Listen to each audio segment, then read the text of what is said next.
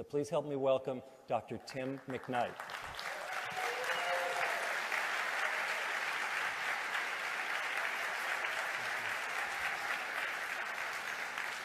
Thanks, Stan. Okay, the mic's on. Good afternoon, everybody. This is really exciting. I want to first thank Daniel. I've never met Daniel, but I know this is his big event, and without his approval, I wouldn't be up here. And obviously, thanks Stan, who's been a tremendous support to me, and everyone else on the planning committee.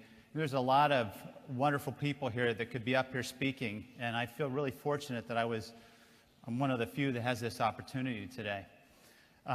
2 years ago, I attended my first major event with Enagic, and it was right here in this room. And I was pretty new to the organization. And since that time, obviously some of you know that I'm on the DVD that Stan was referring to. Since that time, I've given many talks at different locations around the country and in Canada, and a lot of questions have come up as Dr. Filster was talking about. So here I was answering these questions. And as a result of those questions, that was one of the stimuli to write the book. And so I really am proud of the contents of the book. We had a second edition that was just printed a few weeks ago, and that's what you've all been given a copy of, and that's what Stan has available. I'm really happy with the way this turned out. It was really a pleasure to talk to some of you today and hear some of the stories of your prospects who have read the book, and it's helped open doors that were shut. So I want to thank Stan again for this opportunity. Now, what I want to do is I don't want to repeat what I've talked about in the past, but some of you I know are new and haven't heard me speak yet, and I do feel like there's a need to go over some of the basic biochemistry just so you can understand the value and the importance of the machine and the water. But I want to change the story around a little bit today, do something a little bit different that maybe some of you haven't heard yet.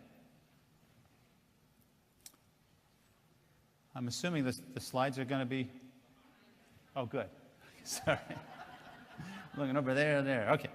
So this is the book. Now, these are my children, and this was several years ago. But I have a very active family, and they're the reason I do everything I do. I have a wife who's tremendously supportive of all the time that I spend away. And, you know, one of the things, it's always scary for me to stand in the back and see all these people. But several of you came up to me today and said things that really reassured me that we're all a family here. We're on the same page. We want to promote healing throughout the world. And I join you in that effort.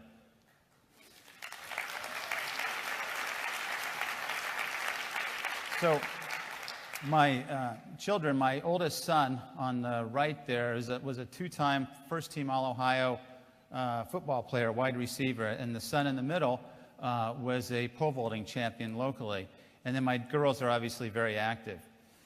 I got involved in Enagic. I'm going to tell you that story briefly, but I got involved in this about 3 years ago. And I'm going to be 52 in 3 weeks. And probably 5 years ago, I was feeling the age. I mean, I have a self-propelling lawnmower, and I was using it. Now, I started to drink the water, and it has changed me. And I can't tell, I mean, if Wade could come up right now, I'm ready to do some push-ups with him. That's how good I feel. Last week, I played twice basketball, full-court basketball for 2 hours with kids my son's age, in their 20s. I kept up with them. In fact, they had me guard the most aggressive guys because I'm an aggressive guy. Now, I'm not that good of a shot, not good of a player, but at 52, I never thought I could play full-court basketball and keep up with them. I lift weights twice a week, and I feel stronger now than I've ever felt. I am getting ready to enter in the spring and the summer, I start pole vaulting, and I have a title to defend in July. And I just can't tell you how great I feel physically, and I attribute a lot of this to the water. Okay, so obviously, these are my children. This is my immediate family, my parents and my brother, his family on the left. These people mean a lot to me. In fact, my brother lives here in San Marcos. He's here with me, and he's my bodyguard. So watch out for him. He's a Marine pilot, and he'll just be nice to me, or I'll sick him on you. And then this is a family tradition. Every year on Christmas Eve, we go caroling, and that was our picture this year as we were caroling and having fun as a family. Okay, so let me get down to how I got here. I wanted to be a doctor as a young kid. My first semester of college, I developed a case of mononucleosis, was pretty sick, missed a lot of classes, my grades suffered. At the end of that first year, the pre-med advisor said, I don't think you're going to have the grades to get into medical school. You need to think about doing something different. I was really disappointed in that because this was my life dream. But I thought he knew what he was doing, and one of the major mistakes in my life was listening to somebody else's opinion on what I should do with my life. So I listened to him.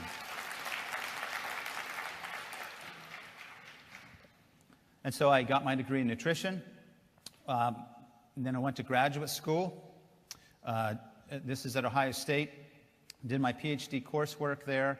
Worked in the laboratory. Was a lab technician. Helped fellow students get their degrees. And this was 8 years later. I'm accepted into medical school. Completed the coursework, but hadn't finished the research. A lot of hurdles. Long story. I decided I had this opportunity to go to medical school. I had to pursue it. After 8 years, I didn't quite reach that goal. But it's taken me on a path that I'm very happy with at this point in my life. So I went to medical school at Ohio State. And I'm really happy. There's, I would guess, probably a half dozen medical doctors like me in the audience. And I think that's phenomenal. And it's really nice to know that you're out there because we're kindred spirits. And I know that you can identify with some of the experiences that you had in medical school because allopathic doctors are the standard American doctor. And we go to schools like Harvard and Ohio State and Loma Linda and all these other medical institutions. And we're trained to diagnose disease, and then we're trained to manage it with medications or procedures. And really what medical doctors are, many times, are managing chronic disease, and there's not a lot of effort or energy put into reversing or preventing disease.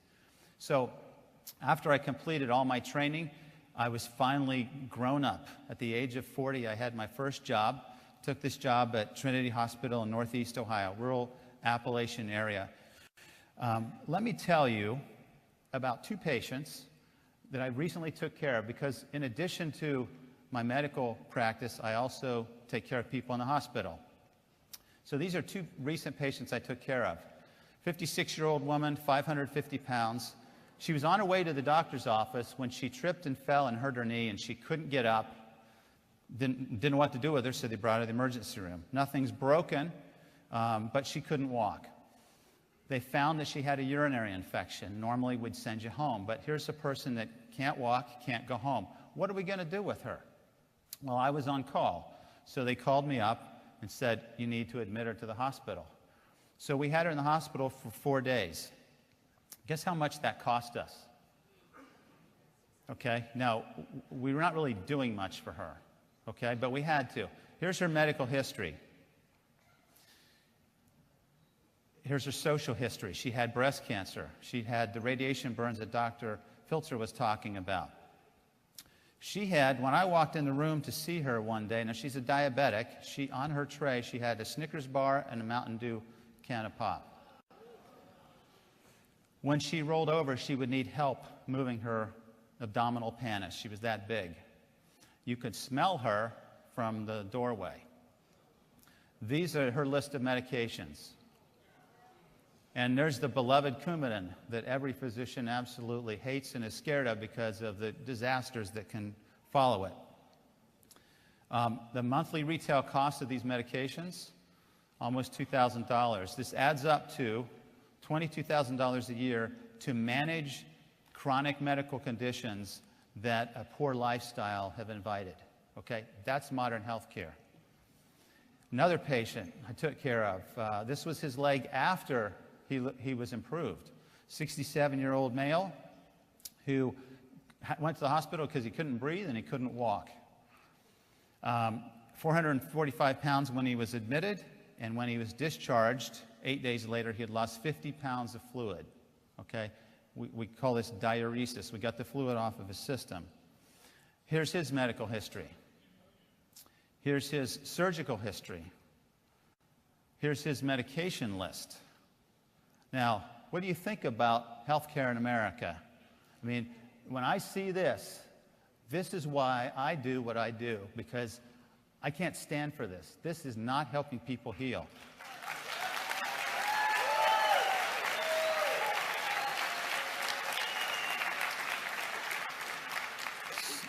So as a result of this, after a year or two in practice, my nutrition kicks in, and I realize that obesity and heart disease and diabetes and acid reflux and hypertension, high cholesterol, many times, in fact, most of the times, have a basis based on an unhealthy lifestyle. So we need to educate people. We need to motivate them, inspire them to change.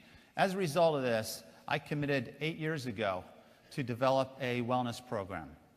This wellness program is called Fit for Life. In 2006, our hospital applied for a federal grant through the Office of the Health Resources and Service Administration. We were given $375,000 to teach people how to not live like these two patients are living, which is barely surviving and very hopeless. This program was so successful that we applied for another grant that we received for another $375,000, which allows us to teach people in 12 weeks how to eat, how to exercise, how to manage stress, how to prevent disease. This program was also successful. In fact, we've had more than 1,200 people graduate, and every one of our graduates have said they would recommend this program to family or friends. As a result of this success, we applied for a third grant. This year, there were 200 rural areas around the country applying for grants like this. 70 were awarded. We were awarded a third grant, and this was just 2 weeks ago. As a result of the success that we've had in promoting wellness, I was invited on Tuesday to the White House.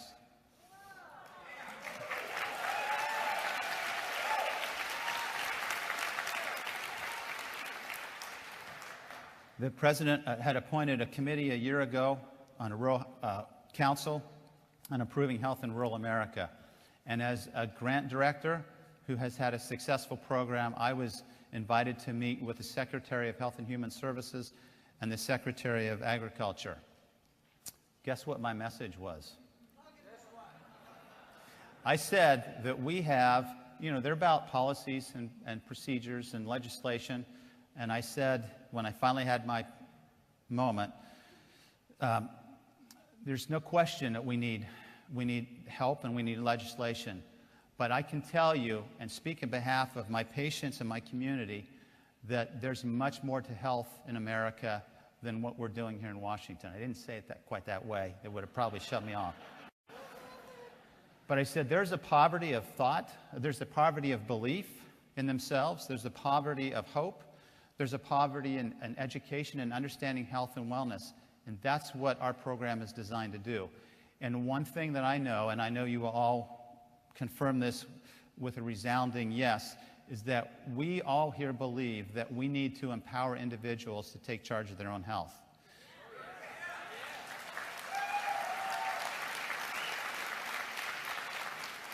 We need to show them, we need to model to them, we need to educate, inspire, motivate, and help people change, not externally, but from within. And that's what we're doing here, isn't it? We're helping people heal from within by drinking the best water on the planet. Okay, so here's a slide of some of the participants in a class. Now, my story with Enagic picks up 3 years ago. In this worksite wellness class we were teaching at a nursing home, Linda, if I can point her out, I guess this won't work. She's sitting over on the right-hand side. She came up to me after one of the meetings and said, you need to come to a meeting and learn about this Kangen Water. This is amazing technology. And I said, what? And she said, well, I don't know too much about it, but you need to learn about it. She was very persistent week after week. And I finally thought, I need to go because she's been respectful to me in my message. I need to respect her and her message. But as I sat there in one of the typical presentations, I was pretty smug in my thoughts that this was hype, this was a hoax, there was no science behind it, and I'm just going to spend my time here and get out and tell her I went to the meeting like she asked. But then I became very impressed with what I saw with the pH meter and the ORP meter. There was no magic there. This was science. This was my comfort zone. This is what I'd spent over 8 years in laboratories doing. And so I knew there's something to this. And most of you have been in that position. You go to a meeting not expecting much, and you're kind of blown away by what you see and what you hear. So this was my experiment. Now, the microclustering was always kind of a hurdle for me. The T experiment that we're all familiar with, I wasn't really sure how to explain that. It made me scratch my head, but the 2 meters couldn't lie. And then I was like you. I went home from this, and I told my wife, we need to learn more about it. And then I got on the internet. That's what I saw. And then I thought, a lot of testimonials here. In science, we don't put a lot of credence in testimonials. Then there's competition. There's other brands. Then there's the cost of the machine. I was thinking maybe we ought to get one, and my wife was saying, no way, not at that cost. Then there was science. Where's the science? What kind of studies have been done? There was the whole idea of direct marketing, which is something I had always tried to avoid. There was, am I a salesman or am I a clinician? What am I doing here in this world? And then, of course, there was the time factor. And all those issues I had to address before I became involved in Enagic. Well, like many of you, I learned that the Kangen scam was written by a competitor, so that was discredited pretty quickly. I found science to support the idea of ionized water. I realized that testimonials had their place, and they actually really add a lot to our understanding. I'm not really a salesman. I'm primarily a clinician, but I am a 6A because I have some real good people on my team.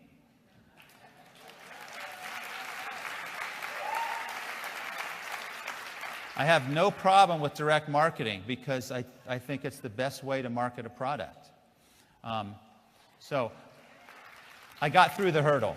And as a result of that, and the result of the questions that I've heard you ask, and my interactions with colleagues who I initially was very reluctant to talk to, I wrote the book with Stan's help.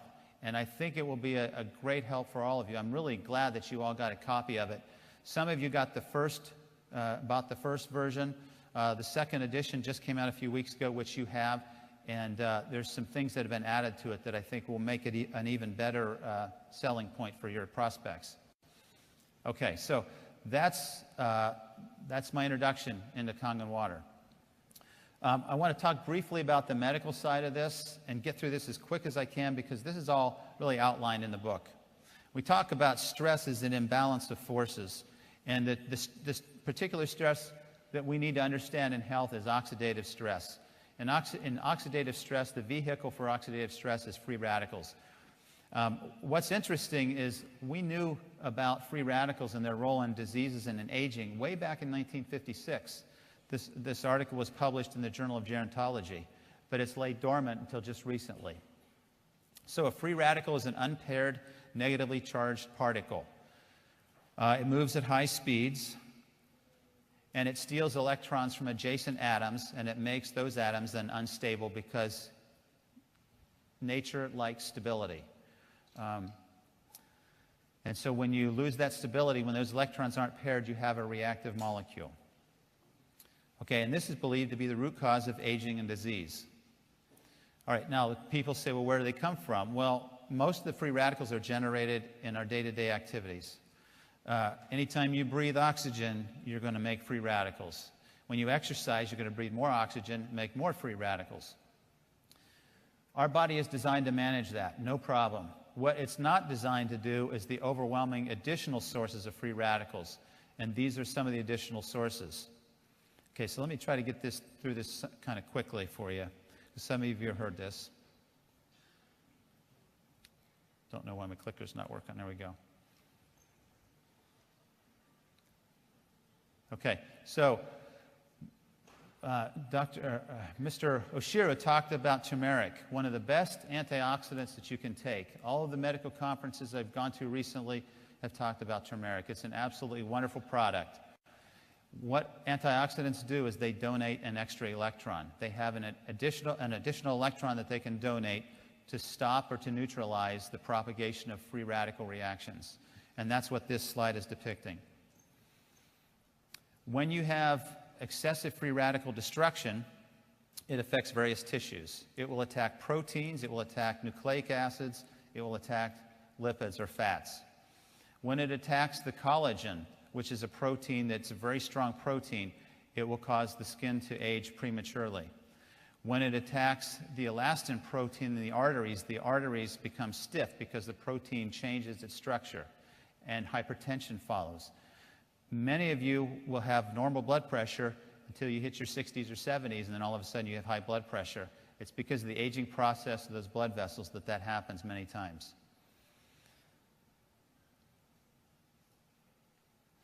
When you damage the lining of the arteries and you lay down atherosclerotic plaque and it becomes oxidized through oxygen and hydrogen peroxide, you develop atherosclerotic plaque, hardening of the arteries. And then finally, if it damages or attacks the DNA, then it can cause injury to the DNA and the RNA that our body will repair, but every now and then it doesn't repair it efficiently, and that's the beginning stage of a cancer or a growth. So, as I said, nature, or in my belief system, this was God, already provided a way to protect us against the typical free radicals that we would be exposed to throughout our lifetime. And that protection comes from the foods we eat. A plant-based diet, which is Dr. Shinya's diet, is the diet that we should all strive to follow. Make that 85% of what you eat at a minimum. We really need to get back to fruits and vegetables, nuts and grains and whole seeds, and we need to eat them in the raw form as much as we possibly can. And if any of you have heard Chan Stratton or Wade Lightheart talk, you know that they really pound this message very strongly. This is just a nice slide that shows you the oxygen radical absorbance capacity of many of these foods. Okay, so if you look, you can see the numbers. These have very high antioxidant potential, and if you kind of group these together, you'll see that the berry family and the bean families are some of the most healthy foods that you can eat because they're rich in antioxidants. When you put these foods in a microwave, or when you heat them, you destroy, to varying degrees, the antioxidants that are there. The minerals and the vitamins remain, but you remove or you neutralize those antioxidants. So it's always best to eat these raw. Okay, because antioxidants are so important, our cells have gone to extreme measure to protect us against the exposure of free radicals in different locations in our body. So on the cell membrane, vitamin E and beta-carotene are the primary protector of that particular structure. They're antioxidants. Outside the cell, in the fluid, it's vitamin C and a compound called glutathione. Inside the cell, I don't need to read these to you, but your body is an amazing machine. It's designed to heal itself. All we have to do is nurture it. All we have to do is protect ourselves from many of the exposures that in this century, that many Americans and many people throughout the world are exposed to. The chemistry of ionized water is pretty simple. It's through a process of electrolysis. We put two probes in water with a semi-permeable membrane. We apply a current, and the electrons split off of the hydrogen in water, so water actually splits. And by convention, the electrons, as you can see on this diagram, flow towards the cathode side of the reaction. That is the side of and this is what's happening inside the unit. That's the side that makes alkaline water because it makes hydroxyl groups. Remember that when electrons are flowing, electrons are what we need to neutralize free radicals. So what you get in the alkaline water is free electrons. They're not necessarily free, but they're bound to hydrogen in a very weak manner, and they can easily be donated. So that's what the machine is doing. Now, on the opposite side, you have acid water. That water is not an antioxidant, it's oxidizing. So that's why this makes a perfect water to put on top for topical applications, because not only is it acidic and kills bacteria, as Dr. Filser said, but it's also oxidizing. It's like hydrogen peroxide. That's also why he said don't put that in your body. That doesn't belong in your body. You can put it on surfaces and on your skin, but not use it internally. Okay, so key features. I know most of you know this, so let me just skip through this. We are exposed to acid loads because of our lifestyle. All of you are familiar with Dr. Warburg and his research and his conclusion that cancer thrives in an acidic, oxygen-depleted environment. So if you want to increase your risk to develop cancer, do the things that make your body acidic, and do the things that deplete oxygen in your body. So stop exercising and eat foods that are very acidic, which are the processed foods, which are the foods that are high in animal proteins. So this is the list. And soft drinks, we know it's like a poison. It's really terrible. Okay. Now, what's interesting is Dr. Warburg was on the right track. His studies back in the 1930s showed that cancer cells are very active metabolically, but they don't require oxygen. And if we would have followed his line of thinking, we could have saved 70 or 80 years of research and been so much further along. But somewhere in that same period of time, we started to blame our health on our genes. And we got off on a tangent here, because our health is not dictated so much by our genes as by the environment that we put ourselves in, both physically and internally.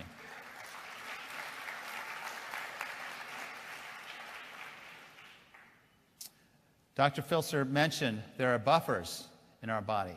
The lungs are the best buffer. The kidneys are, and the lungs are a long-term buffer. They're fast-acting. Then the kidneys, and then we have these chemical buffers. And these chemical buffers is where the ionized water can contribute to neutralizing the acidic buildup in our systems. This is also where the link between acidity and osteoporosis is believed to lie. Because if you look at the slide here, when we have a very acidic diet, whether it's from high animal protein intake, or it's from soft drinks, or it's from high fructose corn syrup, and those foods that most of us eat too much of, our body's trying to maintain a state of neutrality. And one of the best places to get a buffer for that system is from the bones. So it takes calcium carbonate, calcium phosphate out, and calcium gets excreted, and we lose bone density. Here's a list of the alkaline and acid foods. And some of you have seen this before. But look at that list. Study that. And remember that you already know what you should eat. Nature has provided these foods for us. But if you look at the convenient foods and the foods of the 21st century and the foods that we like because they taste good, and sometimes they're cheaper than eating the raw vegetables and fruits, you'll see, if you're honest, that most of the time many of us eat more of the acid foods than we do the alkaline foods. Okay, we talked about this process of alkalinity through electrolysis. You know about the oxidation reduction potential, so I'm not going to repeat myself there. There is evidence that the water is superhydrating, that it microclusters, and most of this research has been done by Dr. John. Dr. John is very well published. He did a lot of work with Dr. Eyring back at the University of Utah when he was in his early training. But some of my colleagues and scientists are critical of this concept because there's not a lot of support, not a lot of research on microclustering. What we can do, or what's been done, is measure the resonating or the vibrational frequency of microclustered water, which is the water that comes out of the machine. And when we do this, we can see there's a difference between the standard waters that we drink and the frequency that it vibrates, and the hexagonal or ionized water, which has a much lower frequency. If you just think about this, these water molecules are vibrating, and the water molecules from Kangen water vibrates at a lower frequency, allows the water molecules to cluster together closer so that there's faster penetration and simpler penetration into the cells. And this is the concept that we use to explain this. But again, if you're going to talk to a scientist, they're going to want to see more evidence than this. This was included in the second edition of the book because this is fascinating. If you have a physician or a skeptic who says water is just water, tell them to look at the research by these Nobel Prize winners in 2003. Dr. Agri is a medical doctor who showed with his research and in this Nobel Prize that there are channels in cell membranes that allow for water to penetrate, and they're made up of proteins. These are called aquaporins. This is cutting-edge research. Water is not just water. And what he showed in this model, well, what he says, you can see the depiction here is this channel. The helical structure there are the proteins. Now remember, what happens to proteins when they age, when they oxidize? What happens to an egg when you fry it? It changes, right? It changes structure. What happens to collagen with age? It changes structure. What do you suppose happens to these protein channels with aging, with a lifetime of soft drinks, with a lifetime of smoking, with a lifetime of fast foods? What do you think happens to those protein channels? Do you think they change? And when they change structurally, do you think they might impede the penetration of these tiny water molecules into the cell? This is a question that hasn't been answered, but it makes perfect sense to me that this may be why Kangen water is so hydrating, because it immediately can have its antioxidant properties work on these protein structures to restore them to their native arrangements. So what he says is that these aquaporins, these channels, are the plumbing system for cells. Every cell is primarily water, but the water doesn't just sit in the cell, it moves through it in a very organized way. The process occurs rapidly in tissues, and in tissues that have these aquaporins or water channels. That's cutting-edge research that you need to talk to your prospects about when they're critical, and they won't know what to say when you reference Dr. Agri. Evidence for internal treatment. Now, I don't want to spend a lot of time on this, but I can tell you as part of my review of the research in the literature, I found several articles, and the articles continue to accumulate. Now, what I'm showing here are abstracts, and for those of you who are not familiar with an abstract, when you look at a research paper and you read it, there'll be an introduction, there'll be a materials and methods so that somebody else knows exactly what you used in the experiment and how to reproduce it, and then they'll have the results, an analysis section, and then a conclusion section. But before you go through all that, many of us want to know, is this really the information I'm interested in? So the abstract is like the summary of the research article. So what we've done in the book is we've provided 28 medical abstracts to guide you, and some of these are technical, but if you're showing this to someone who's in the healthcare industry or who's in research, this will be right up their alley, and they'll be very impressed when they see that the research has been done. So here's one example in 2005 showing that ionized water has the potential as a new antioxidant against carcinogenesis, cancer development. Here's an article that shows Dr. Filzer was talking about acidity and metabolic acidosis. This happens in kidney failure because the acids build up. The urine is supposed to excrete the acids. When those acids build up, the person develops metabolic acidosis. 3 weeks ago, I had a patient whose blood sugar was 700. She was almost comatose when she came in. 24 hours later, she was talking and looked like herself again, and all we did is corrected her acidotic state. Now, if I had it my way, instead of giving her the saline, I would have used saline with ionized water, and she would have recovered even quicker. There's no question. But this study showed that alkaline ionized water should be considered as a major safe strategy in the management of metabolic acidosis in kidney patients. Now, this study was done in animals, okay? These are the kind of studies we need to now start doing in humans, and it's great to hear Dr. Filzer is going to start that research because that's exactly what we need.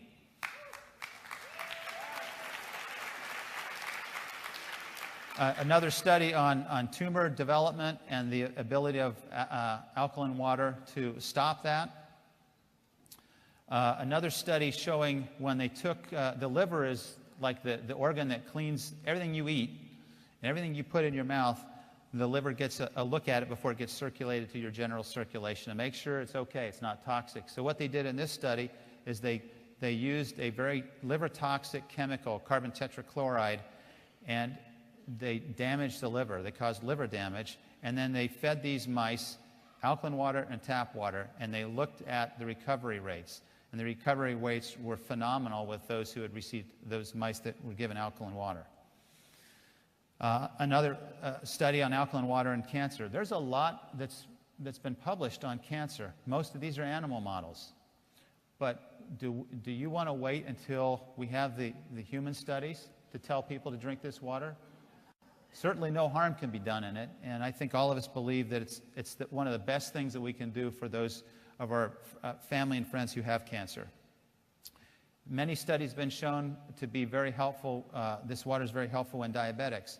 And I can tell you, it doesn't cure diabetics, but my patients who have diabetes who drink this water reduce their medications, reduce their insulin levels. It's part of the picture, and it's very helpful. Then there's evidence for external treatment. And again, what we're doing is using acid water. It's acidic and it's oxidizing. There's application for this in the agricultural community. This is just looking at its ability to block microbial growth in cabbage. Imagine what would happen if agriculture started to use this around the country, around the world, as a way to protect plants from harmful microbial infections. I mean, we're just at the beginning. Think back to that curve that Daniel talked about. We are just at the beginning of an organization that could explode in so many different areas to help people at many different levels. Another study and Dr. Filzer again talked about this, that this water kills bacteria. It does it very effectively.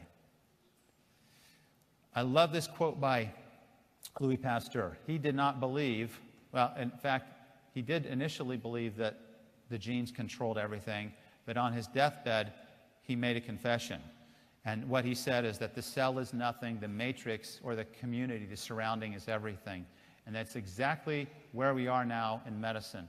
It's not the genes you were born with necessarily, it's the environment you put those genes in.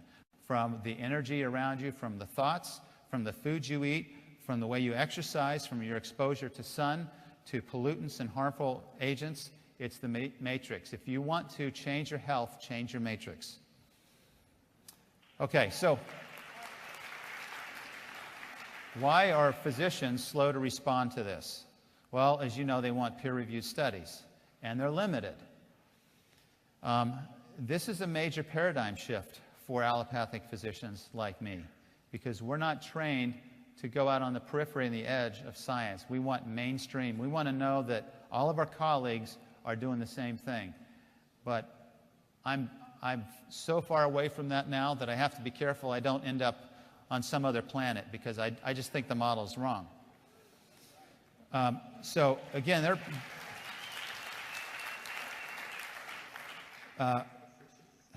they're in this disease management mode. You know, when we're managing people, it's very easy as a primary care doctor to see somebody with heart disease, because I know exactly what their cholesterol levels should be for their risk factors, and I know exactly what medications to put them on to manage those numbers so that now we're doing what the standard of care says. But the evidence to me is not convincing that by managing people with those levels that I'm going to prevent them from having a heart attack or a stroke. And when I was in Washington, there was a physician next to me from Missouri, a really good guy, really good physician.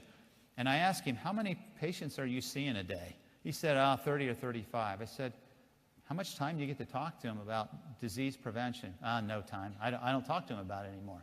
I said, why not? He said, because they don't listen and I don't get paid to do it. And unfortunately, that's where allopathic medicine is, at least for primary care. We have a problem. And we have to help physicians get out of that mindset of managing diseases. Okay, we're also afraid that our peers are going to judge us. And that if something happens and we end up in a court, if we're not following mainstream medicine, we worry about legal repercussions. And for all of us, anytime we change our paradigm, that's pretty scary. And it's very uncomfortable. Okay, so here's some of the things I've heard from physicians. Water is just water. It's not just water. The Nobel Prize 2003. They said that the body has 3 buffering systems. You don't need to use an alkaline water to buffer when you already have 3 buffering systems. Yes, you do. Because even though we're all alkaline, your blood is slightly on the alkaline side. If you're not eating a healthy diet and leading a healthy lifestyle, you're going to be on the acidic side of that alkaline range, not on the alkaline healthy side of that narrow range. I've heard one physician say, why don't you just take baking soda? Well, I don't know what baking soda is going to do. It's certainly not going to penetrate cells like the alkaline water will, and it's not going to provide you any antioxidant protection. Some say, well, you drink that alkaline water, it's just going to be neutralized by the stomach acid, and that's not true, because stomach acid is not secreted until you stretch it with food or you put protein in the stomach, and that's the way it's intended to operate. So if you want to get the benefits of alkaline water, drink it in between meals. I don't even think there's harm in drinking alkaline water at a meal, but I would prefer that we all try to drink it in between meals when our stomach is empty, because it's quickly absorbed, just like alcohol is absorbed directly from the stomach. Is this the next wellness or hoax, wellness fad or hoax? It's not.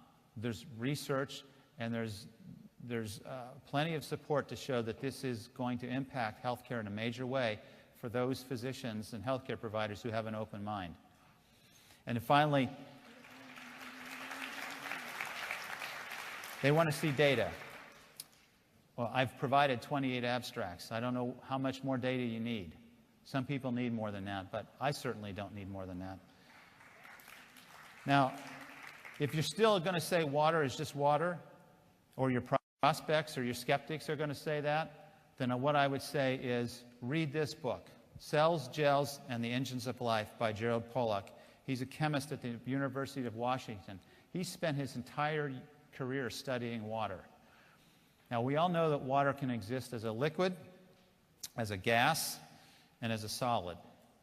He has very compelling evidence that water also exists as a gel. He calls it a liquid crystal. And the evidence, and if you watch his presentation at the University of Washington on YouTube, you'll be amazed at what water is and how complex it is and how we're just scratching the surface. These gel interfaces occur at the interface of structures. Have you ever wondered why there's a meniscus of water in a glass? Have you ever wondered why you can, in the right size glass, you can put a dime on top of that water and it doesn't sink? His research is the research that explains it. The water molecules at these interfaces are entirely water. All the solutes, the minerals, have been removed. And so the water molecules pair up very, very strongly with hydrogen bonds, and it forms a very strong structure. So we're just scratching the surface of the value and the importance of water in physiology. And again, for those of your skeptics and your health-minded contacts, refer them to this, and hopefully they'll scratch their heads and start to say, maybe I need to listen a little bit more and learn a little more. In the book, we have several of my colleagues who have endorsed the book. And one in particular, Dr. Nye, is, at least locally, is probably the physician I respect more than any other. She has survived breast cancer. She is a critical care specialist who works in an intensive care unit. She's a pulmonologist. These are the doctors you hang on to every word they say when your loved one is in intensive care and on a breathing machine. These are smart doctors. And she has a water machine, and she believes in it. She says, I invested in a unit and highly recommend to my medical colleagues that they study the contents of this book with an open mind. It's not a stretch for me to anticipate the day when ionizers become standard equipment in intensive care units. Wouldn't that be wonderful?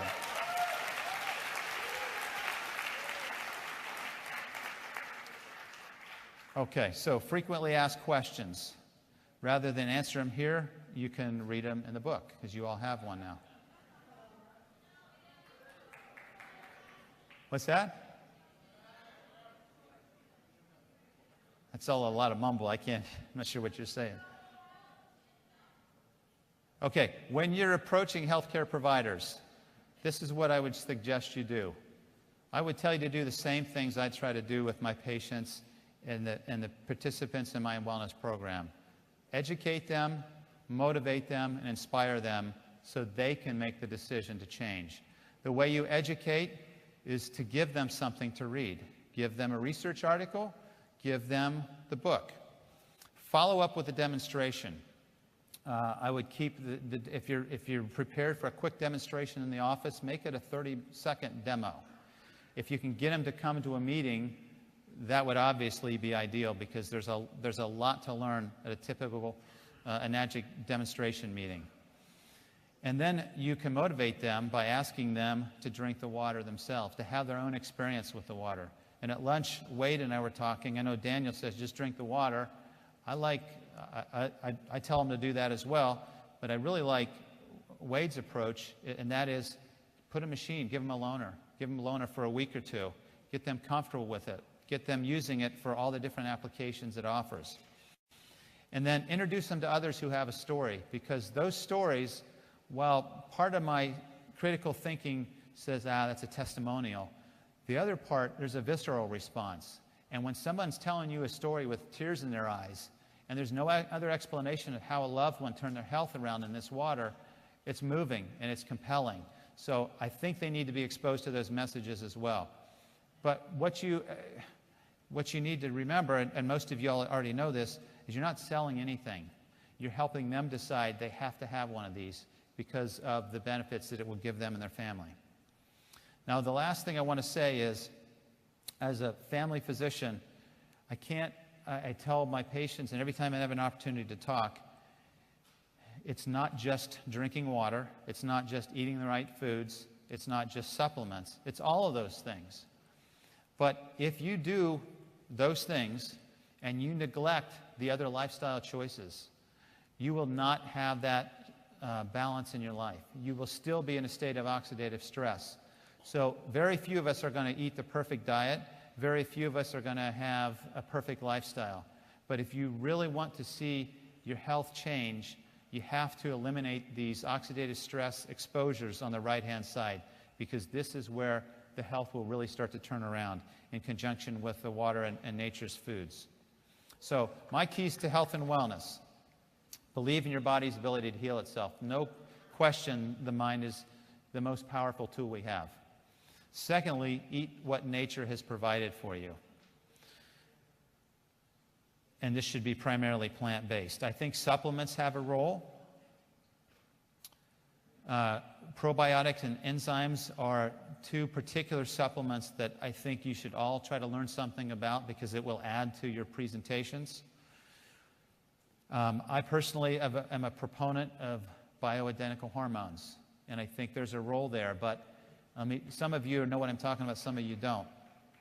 But let me just say, a healthy lifestyle, the lifestyle we've talked about, eating nature's foods, exercising, managing stress, resting, drinking ionized water, 9 times out of 10 will remove the need for bioidentical hormones, because our body will be balanced by those other things. And then I suggest that we all exercise. And if that's a word that makes you have an allergic reaction or feel nauseous, then just start moving. Just start moving a little bit more every day. And then we have to manage stress. And obviously, we need to drink this water, because of everything I've listed here, the simplest, the cheapest, the easiest way to impact your water, impact your health, is to drink ionized water. Drink Enagic's Kangen Water.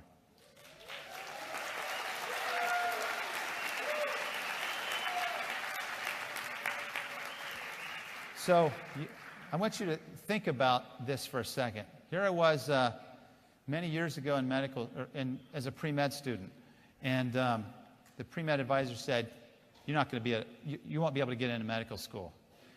Well, after I got back from Washington, I wanted to go look him up and tell him, guess where I was? I never thought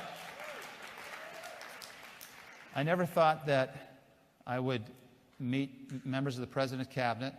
I never thought I would stand in front of a crowd this size and talk about wellness. I never thought that I would be playing basketball and pole vaulting and lifting weights in a way that makes my kids struggle to keep up with me. And unfortunately, they still don't seem to respect me. I haven't heard either one of them say, "You're amazing, Dad." It's just like, nice pass. You know, that's all I get out of them. Thank you. So my closing message is a message that I've learned in my lifetime, and it's a message for all of you, because we're all trying to do the same thing.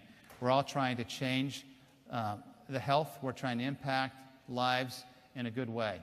And let me just end with this little poem. Someone said it couldn't be done, but he with a chuckle replied that maybe it couldn't, but he would be one that wouldn't say so till he tried. With a lift of the chin and a bit of a grin, without any doubting or quitting it, he started to sing as he tackled the thing that couldn't be done, and he did it. Somebody scoffed, "You'll never do that. At least no one ever has done it." But he took off his coat and he took off his hat. And the first thing we knew, he'd begun it. There are thousands to tell you it cannot be done. There are thousands to prophesy failure. There are thousands to point out to you one by one the dangers that wait to assail you. But just buckle right in with a bit of a grin. Just take off your hat and go to it. Just start to sing as you tackle the thing that cannot be done, and you'll do it. Thank you very much. Thank you.